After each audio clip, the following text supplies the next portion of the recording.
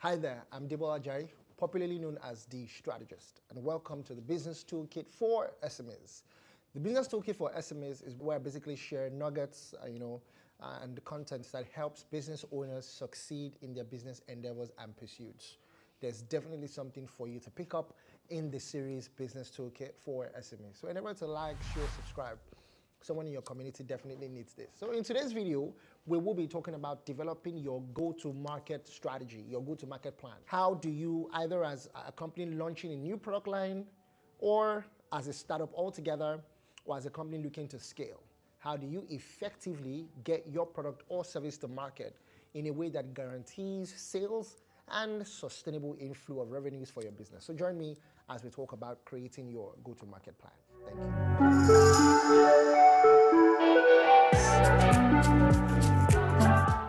The go-to-market plan is a marketing plan specifically for launching a new product, service, or brand in an existing market, or launching an existing product into a new market, or a new product into a completely new market. There are a few things we should look at in terms of differences between a go-to-market plan and a marketing plan. So a go-to-market plan outlines initiatives, launches new products, and seeks to align with business goals, launches in new markets as well. While a marketing plan is to drive your business launch or to launch in a new direction. There are some benefits of a go-to-market plan I would like to share with you. One, it saves time.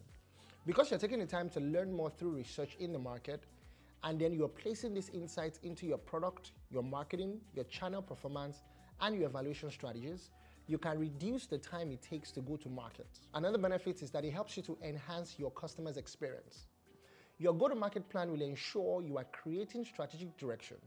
And by creating strategic direction, your teams and sales partners will be on the same page. It also helps you to understand your product vision and the strategic objectives that drive the goals at product launch and beyond. So next, you might be wondering, what actually goes into your go-to-market plan? Now, I'm going to go through 5 components of what goes into your go-to-market plan, right? And I want you to consider which of these areas you will want to dedicate more or less time to, depending on where you are in your life cycle. You might need to focus equally on all areas as you develop your plan. So again, depends on where you are, where your business is in your life cycle. So the first is product strategy. Here, you're going to lay out what's unique or different about your product, what differentiates your product offering from competitors, which will help you build your positioning and value in the market. The second thing we're going to look at is your channel strategy. What channels will you use, not only to sell your products, but to educate and or support your partners and customers, right? A strong channel strategy will increase your channel performance. Third component is your marketing strategy. The area of your plan that includes your efforts to generate awareness externally and internally with your own employees, especially those who interact with customers from product introduction and initial interest to purchase and support. Then fourth, we're going to look at your customer experience. Now, you should always anticipate your customer's journey. This is crucial. This part of the plan details that journey from initial awareness to purchase, activation, renewal or repurchase, and sometimes even cancellation. Evaluating the experience helps you to understand better interactions with customers moving forward. And the fifth component is the component of measurement or evaluation. Having a feedback loop to measure and evaluate is a priority. You will learn through measurement and evaluation, and these learnings will feed your insights and inform your strategies for future go-to-market planning. So go-to-market planning is not something you do once. It's a continuous iterative exercise. All of these building blocks will help you to launch a successful go-to-market plan that serves as your guide to success. All right, so are you ready? Let's get to it. The first thing you want to do is to define the problem and validate the product. A critical piece of your go-to-market plan is identifying customer problems to validate your product. And this will help you solve certain problems. Listening to the people who comprise your market becomes extremely important from this perspective. Your existing customers have problems, but you see, they only think in terms of what they know. For problem and product validation, let's look at your market in 3 parts. 1, your existing customers, which are the people who know and trust you because they are purchased from you. 2, your potential evaluators, the folks who know of you but have not bought from you. And then 3, your target users. Those people don't know you or your product. Now, these 3 parts ensure that you will truly deliver the what's next and what's needed in your sector, your industry, your market. It's important for business owners or company executives who drive product development to avoid basing decisions solely on gut instincts. You have to check in with customers. You have to understand what your customers are thinking and what they want. The process begins by asking people the right questions to frame out the problems they are trying to solve.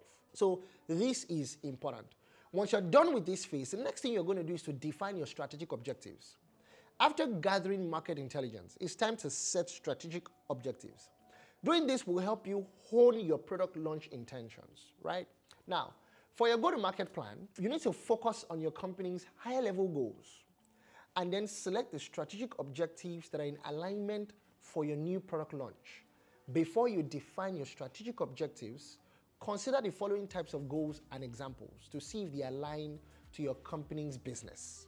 This is crucial. So I'm going to give you a few goals as examples to see, so that you can begin to look at this more critically. One example is product brand awareness.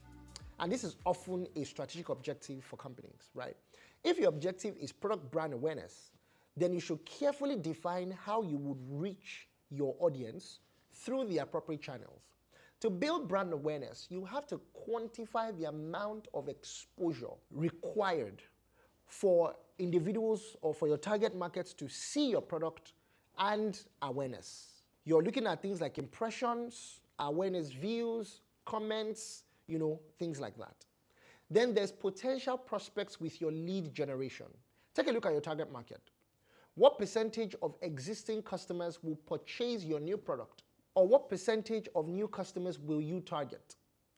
Setting these goals will be based on your market research. Next is adoption of your product. Your strategic objectives don't just focus on the point of sale. It's about determining the length of time to get to the sale and then shortening the time frame process throughout the life cycle of your customer. This is crucial. Figuring out how long it takes for someone to move from awareness to purchase. When you develop this goal, right, what you're doing is you are looking to shorten the length of adoption as you increase your sales over time. Lastly, decreasing defects and dissatisfaction are also examples of strategic objectives, right? You want your product to be defect-free. However, this isn't always the case. Your goal is to decrease the defects and dissatisfaction over time, which can be done by sufficient testing prior to launch and then staying in close contact with your customers.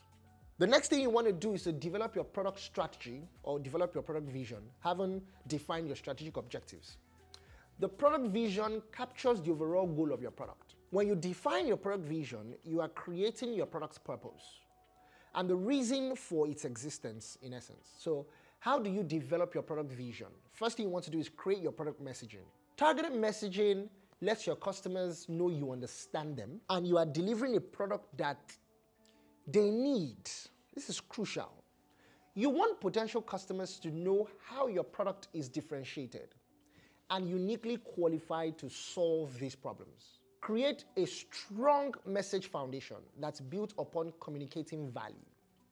You should always choose benefits, and this is something that a lot of companies miss in their marketing communications, in their messaging. You should always choose benefits over features. Many companies focus on product features, yet customers are interested in the benefits and what value will be derived from using your product. One other thing you must do is to create a product feedback loop. In your go-to-market plan, setting up a feedback loop will help you gauge how your customers feel about your product. There are different ways to capture requests for improvements based on the tools available to you, right? So we can look at a few of these channels and tools, right? So you can learn from customers and also so that you can create a better product experience for them. Now, what are some of these tools that are easily accessible, easily affordable, and easy to use? One, customer surveys, right? You can build a survey to uncover directly how your customers feel about your product. In carrying out customer surveys, you want to ask a mix of closed and open-ended questions. Questions like, what do you like? What do you dislike? Rate your experience on a scale of 1 to 5. How would you make it better? There are tools such as Google Survey, SurveyMonkey as well, Google Survey and SurveyMonkey, that capture quantitative data for you. Another thing you want to pay attention to here is sales feedback. The sales team doesn't stop working after sales are made. You need to drum this into your sales team. They are following up and fielding inquiries from customers. Customer service or support team, right? Your customer service or support team are the fix doctors. If something is misunderstood, not running smoothly, or outrightly broken, then they are alerted first. You must also look at employee feedback. Gathering feedback from employee users is a great way to hear straight from your internal champions. This is important. You also want to look at social media feedback. Here's how to get unfiltered feedback. If your company is active on social media, then it's easy for customers to hop on Facebook, to share or to tweet with a question and sometimes an issue, right? So that's a way that you can easily, right, get feedback via social media. The next thing you must do is you must connect your product strategy to the front line. The market winners are the businesses who connect product strategy to their front line. You have to prepare and work with your frontline team on their customer interactions and customer communications. Your frontline must be your salespeople, customer service representatives, support teams, social media community managers, and front desk or reception. Now, what does your frontline do? Based on their roles, they may help customers to learn more about products and enhancements, interact with customers who openly share product praise, field complaints and issues with your products as well. So what does a launch-ready frontline look like? It's employees who understand your product strategy. They have learned and really understand the connection between product goals and the impact of their communication. They know and believe in the product vision and are enthusiastically ready to share.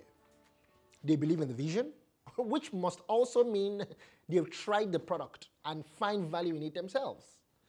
They communicate the product attributes while caring for the customer. Next thing we're going to look at is you must set up your channel strategy. Right now, in setting up your channel strategy, you must identify your primary channels. Knowing you can sell to customers directly or indirectly gives you plenty of options. As a part of your go-to-market plan, you want to map out the best channels for your product. This is what the industry calls a channel strategy. A channel strategy sets you up to educate and sell your products in the places where your customers want to purchase products from you. So here what you want to do is you want to think about the brands you know. Some only have a few channels where they sell their products. Others have many. For example, Amazon's primary channel, of course, is Amazon.com. However, they also have affiliate partners. You must understand that to develop your channel strategy, you must first think about your existing channels. Determine where target customers make purchases from most frequently. Are they mostly online because that is where they prefer to buy from? You must do the work in knowing where your customers currently are, and then from there, map out where you can also lead them to. You also consider, does your product require a retail store demo prior to purchase? Second, you also have to ask if your product fits the channel. If your product is online, ask what is the best way for customers to get acquainted. Would they prefer a virtual tour rather than speaking to someone at a call center? Third, think about the level of interaction needed to complete the purchase. Do you need a live representative to gather detailed information? Can this person be an automated chatbot instead? What about products that are best demoed in person? So these are crucial considerations. Identifying your marketing strategy is crucial as we're talking about. You must go on to create the value proposition and position statement. Now you're at a critical point in your go-to-market plan, right? Your marketing strategy. And there are two major components of that strategy, which are your product's value proposition and your positioning statements. Let's start with your product's value proposition, or VP, as we popularly call it. This is also known as your product's broad market appeal. So please recognize that. Your VP is your product's overall value to the market. It is your big why, the big picture. It's broader in nature. Why would a customer purchase your product or service over another company's? Is the main question. To answer that big why question, then we're looking at 3 areas. We must look at 3 areas. 1, personal value. 2, problem solved. And how does your VP stand apart? How your product is adding more value to personal or professional lives is the question. How your product solves some type of problem is the next question. And how your value proposition makes you stand apart from similar offerings. Also, you need to be sure your value proposition is specific and clear. And this is where people often, you can't jumble gibberish things together. So it's easy to understand as well. It must be easy to understand as well as concise. It must be concise, it must be stated and understood quickly. A lot of these things all come together, all of these things discussed rather, all come together in formulating and creating your go-to-market plan. You must not underestimate this process. Taking the time together with your team to go through some of the steps shared with you in today's video and being able to iterate a go-to-market plan. Whether, like I said at the beginning, you're launching a new product line, you're launching a new business altogether, or you're seeking to scale an existing business to a high level of productivity, gathering or garnering a higher market share, improving or increasing your revenue flows. Taking the time to develop a critical go-to-market plan is crucial and essential for the success of that initiative. Thank you so much for being a part of the Business Toolkit for SMEs in today's class. As usual, like, share, subscribe. I'm sure somebody in your community needs this. Until next time, see you. I'm Debola Ajayi once again, popularly known as The Strategist. Thank you.